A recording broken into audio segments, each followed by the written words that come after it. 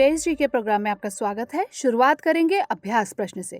NASA का spacecraft Cygnus International Space Station से आगामी 6 जनवरी को प्रस्थान करेगा। इस स्पेस क्राफ्ट का नाम किस अंतरिक्ष यात्री की याद में रखा गया है? Fred Haise, James Lovell, Alan Shepard या फिर कल्पना चावला? इसका सही जवाब है option D, Kalpana Chawla. NASA का spacecraft Cygnus International Space Station से आगामी 6 जनवरी को प्रस्थान करेगा। इस स्पेस क्राफ्ट का नाम अंतरिक्ष यात्री कल्पना चावला की याद में रखा गया है। कल्पना चावला अंतरिक्ष में जाने वाली भारतीय मूल की पहली महिला थी। तो इस तरह इस प्रश्न का सही जवाब है ऑप्शन डी। हमारे वीडियो अंग्रेजी में देखने के लिए फॉलो करें हमारा ही दूसरा यूट्यूब चैनल दृष्टि IAS इंग्लिश। शुरुआत करते हैं आज के सेशन की। आज का पहला प्रश्न है, जुकॉ घाटी में आग लगने की घटना के कारण यह चर्चा में है। बताइए यह घाटी किन 2 राज्यों की सीमा पर स्थित है? त्रिपुरा मिजोरम, मणिपुर नागालैंड, मिजोरम असम या फिर असम पश्चिम बंगाल? इसका सही जवाब है ऑप्शन बी, मणिपुर नागालैंड। मणिपुर नागालैंड सीमा पर स्थित जुकॉ घाटी के जंगल में आग लगने की घटना से पर्यावरण को गंभीर नुकसान पहुंचा है। FSI के अनुसार यह घाटी अपनी जैव विविधता और मौसमी फूलों के लिए प्रसिद्ध है। नागालैंड राज्य के अनुरोध पर आग बुझाने के लिए भारतीय वायुसेना के हेलीकॉप्टर को तैनात किया गया है। जुकॉ घाटी को मणिपुर की सबसे खूबसूरत जगहों में से एक और फूलों की घाटी के रूप में भी जाना जाता है। आपको बता दें कि फॉरेस्ट सर्वे ऑफ इंडिया यानी FSI डिजिटाइज्ड सीमाओं को ध्यान में रखते हुए डेटा का विश्लेषण करता है और वन विभाग को सटीक स्थान बताता है। तो इस तरह इस प्रश्न का सही जवाब है ऑप्शन बी। अगला प्रश्न है, प्रधानमंत्री श्री नरेंद्र मोदी द्वारा भारत के कितने राज्यों में लाइट हाउस प्रोजेक्ट्स की आधारशिला रखी गई है? 4, 5, 6 या फिर 7? इसका सही जवाब है ऑप्शन सी, 6। प्रधानमंत्री श्री नरेंद्र मोदी ने हाल ही में वीडियो कॉन्फ्रेंसिंग के माध्यम से 6 राज्यों में लाइट हाउस प्रोजेक्ट्स यानी LHP की आधारशिला रखी है। यह आधारशिला प्रधानमंत्री द्वारा ग्लोबल हाउसिंग टेक्नोलॉजी चैलेंज यानी GHTC इंडिया के तहत रखी गई।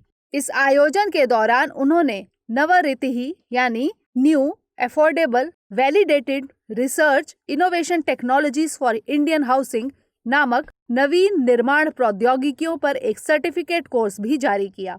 इस कार्यक्रम के तहत उन्होंने अफोर्डेबल सस्टेनेबल हाउसिंग एक्सेलरेटर्स यानी आशा इंडिया के अंतर्गत विजेताओं की घोषणा भी की।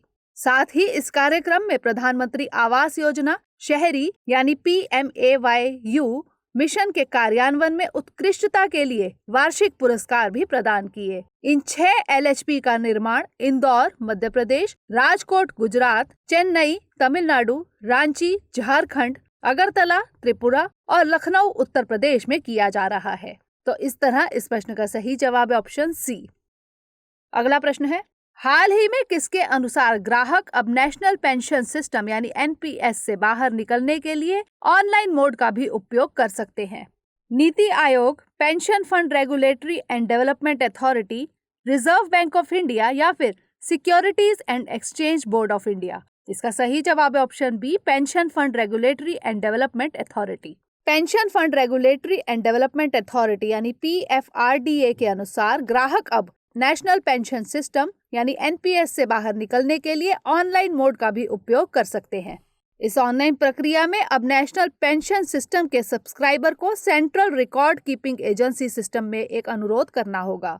इसके लिए सब्सक्राइबर द्वारा लॉगिन क्रेडेंशियल्स का उपयोग किया जाना है। इसके पश्चात सब्सक्राइबर संबंधित निकासी दस्तावेज अपलोड करेंगे, जिसके अंतर्गत नो योर कस्टमर यानी KYC भी शामिल है। गौरतलब है कि वर्तमान में सब्सक्राइबर्स को राष्ट्रीय पेंशन प्रणाली यानी NPS से बाहर निकलने के लिए पॉइंट ऑफ प्रेजेंस तक जाना पड़ता है। उन्हें इस सिस्टम से बाहर निकलने के लिए पॉइंट ऑफ प्रेजेंस द्वारा ऑथराइजेशन के लिए फॉर्म के साथ सभी सहायक दस्तावेज फिजिकल रूप से सबमिट करने पड़ते थे। तो इस तरह इस प्रश्न का सही जवाब है ऑप्शन बी। अगला प्रश्न है, कोलार की गुफाओं यानी कोलार केव्स में चमगादड़ की प्रजातियों को बचाने के लिए संरक्षण योजना तैयार की जा रही है। बताइए यह गुफा किस राज्य में स्थित है? तमिलनाडु, मेघालय, कर्नाटक या फिर महाराष्ट्र? इसका सही जवाब है ऑप्शन सी, कर्नाटक। कर्नाटक राज्य की कोलार की गुफाओं में पाई जाने वाली लीफ नॉट चमगादड़ की प्रजातियों को बचाने के लिए एक संरक्षण योजना तैयार की जा रही है। कर्नाटक का वन विभाग बैट कंजर्वेशन इंडिया ट्रस्ट के साथ मिलकर शेष चमगादड़ों को बचाने के लिए युद्ध स्तर पर कार्यरत है। बैट कंजर्वेशन सोसाइटी, जिसे इस संरक्षण योजना तैयार करने का काम सौंपा गया है, को चमगादड़ों की इस प्रजाति पर और शोध करने के लिए अनुदान भी प्रदान किया गया है। आपको बता दें कि कोलार लीफ नोज बैट्स को संकटग्रस्त प्रजातियों की IUCN सूची के तहत क्रिटिकली इंजर्ड कैटेगरी में सूचीबद्ध किया गया है। तो इस तरह इस प्रश्न का सही जवाब है ऑप्शन सी। अगला प्रश्न है, हाल ही में केंद्र सरकार ने उत्तर पूर्व के किस राज्य को अशांत क्षेत्र घोषित करते हुए AFSPA को 6 महीने के लिए बढ़ा दिया है? मणिपुर, त्रिपुरा, अरुणाचल प्रदेश या फिर नागालैंड? इसका सही जवाब है ऑप्शन डी, नागालैंड। हाल ही में केंद्र सरकार ने उत्तर पूर्व के नागालैंड राज्य को अशांत क्षेत्र घोषित करते हुए AFSPA को नागालैंड में 6 महीने के लिए बढ़ा दिया है।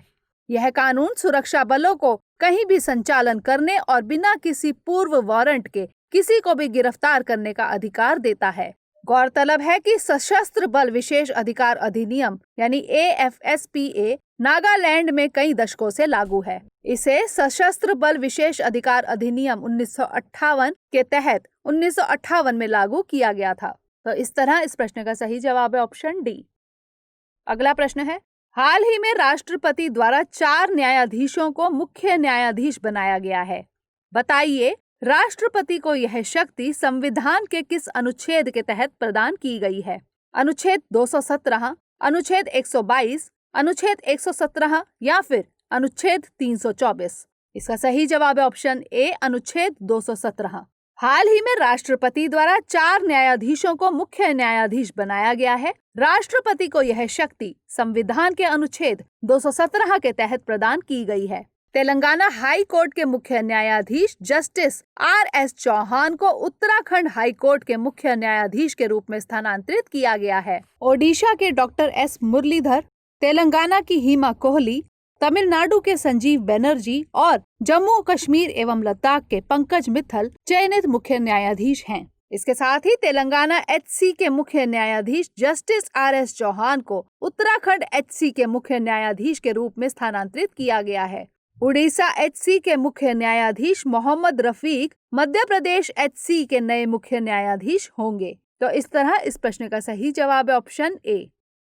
अगला प्रश्न है, प्रधानमंत्री Shri Narendra Modi IIM Sambalpur permanent campus की आधारशिला रखने वाले हैं। बताइए, यह किस राज्य या केंद्र शासित प्रदेश में स्थापित किया जा रहा है?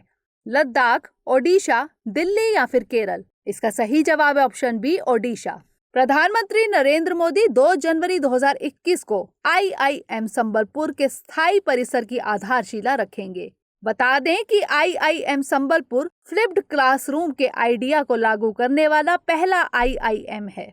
इस आइडिया के क्लासरूम में बुनियादी अवधारणाओं को डिजिटल मोड में सीखा जाता है और एक्सपीरियंशियल लर्निंग लाइव प्रोजेक्ट्स के जरिए कक्षाओं में होती है। इस संस्थान ने MBA 2019 से 21 बैच में 49% और MBA 2020-22 बैच में 43% छात्राओं के साथ हाईएस्ट जेंडर डाइवर्सिटी के मामले में अन्य सभी IIM को पीछे छोड़ दिया है। तो इस तरह इस प्रश्न का सही जवाब है ऑप्शन बी। अगला प्रश्न है, हाल ही में अदन हवाई अड्डे में ब्लास्ट की घटना सामने आई है। यह हवाई अड्डा किस देश में स्थित है?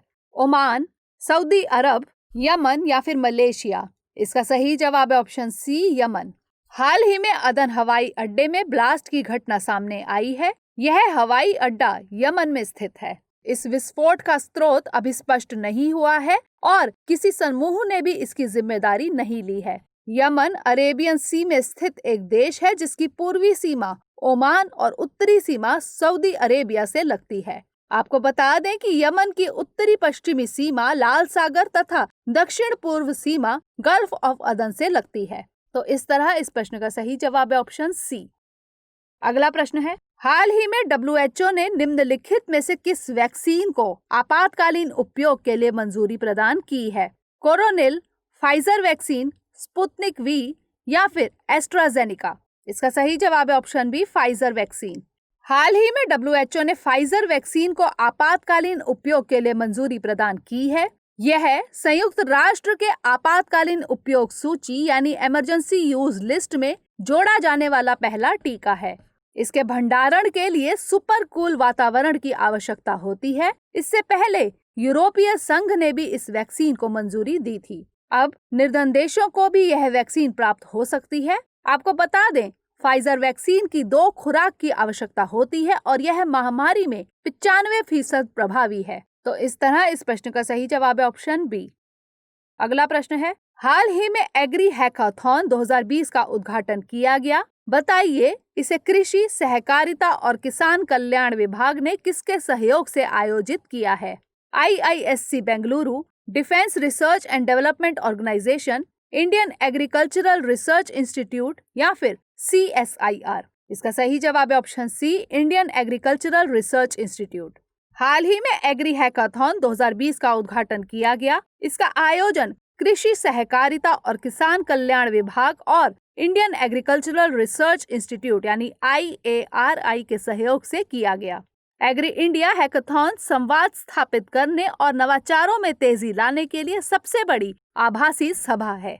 यह हैकाथॉन नई तकनीक और कृषि में मूल्यवर्धन के दृष्टिकोण से बहुत महत्वपूर्ण है। इसमें 3 एलिमिनेशन राउंड होंगे और अंतिम 24 विजेताओं को 1-1 लाख रुपए का इनाम दिया जाएगा। तो इस तरह इस प्रश्न का सही जवाब है ऑप्शन सी। अब बारी है आज के अभ्यास प्रश्न की। EU चाइना इन्वेस्टमेंट ट्रीटी के अनुसार यूरोपीय संघ में चीनी FDI का आंकड़ा लगभग कितना हो गया है? 120 billion euro, 180 billion euro, 225 billion euro या फिर 95 बिलियन यूरो? इसका उत्तर हमें कमेंट सेक्शन में जरूर भेजिएगा। अगले सेशन में नए प्रश्नों के साथ मिलेंगे, तब तक के लिए धन्यवाद।